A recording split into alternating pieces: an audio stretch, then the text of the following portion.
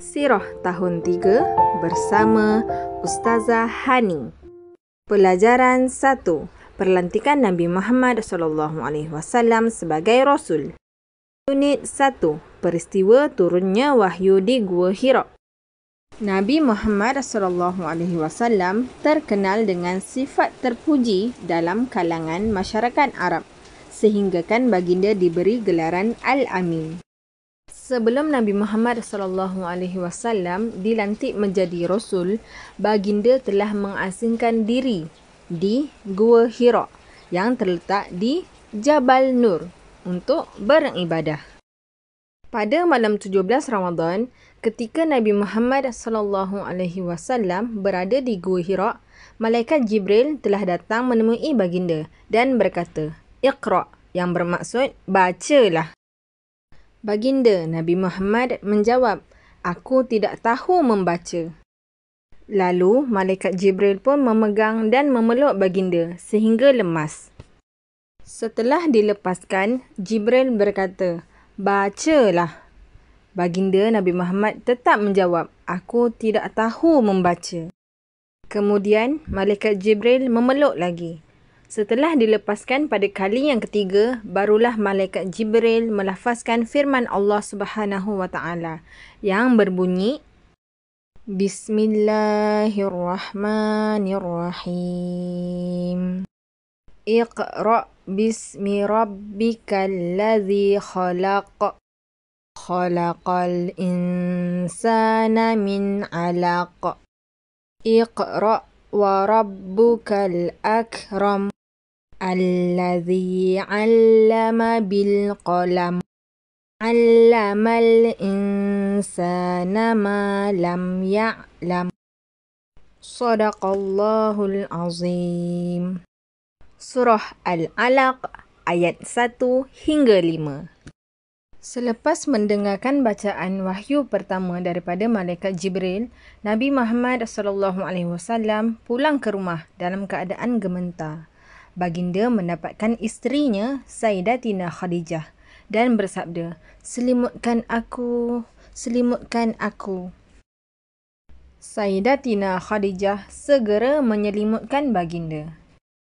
Baginda Nabi Muhammad menceritakan apa yang berlaku ke atas dirinya dan Sayyidatina Khadijah menenangkan Rasulullah SAW.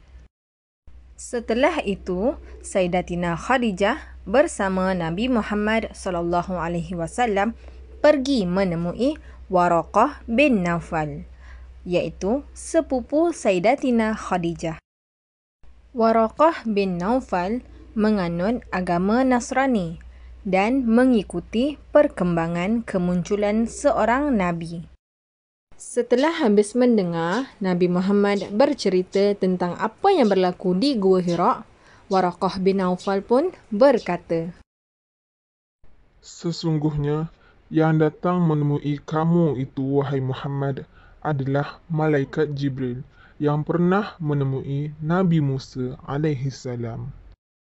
Waraqah bin Naufal juga menyatakan bahawa Nabi Muhammad SAW akan dilantik menjadi Rasul.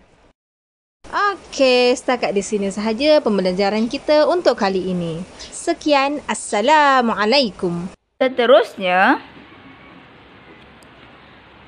pelantikan Nabi Muhammad sebagai Rasul.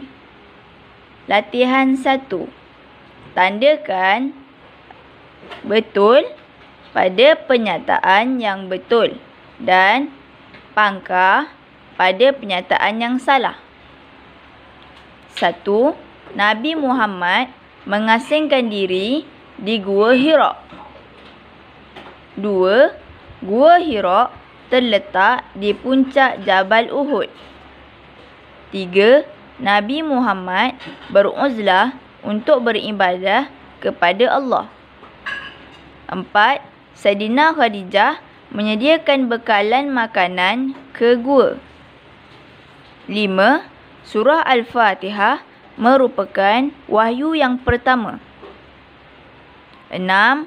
Wahyu pertama disampaikan oleh Malaikat Mikail. 7.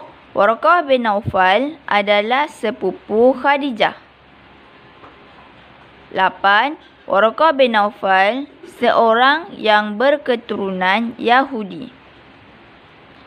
Itu saja untuk soalan akidah. Assalamualaikum warahmatullahi taala wabarakatuh.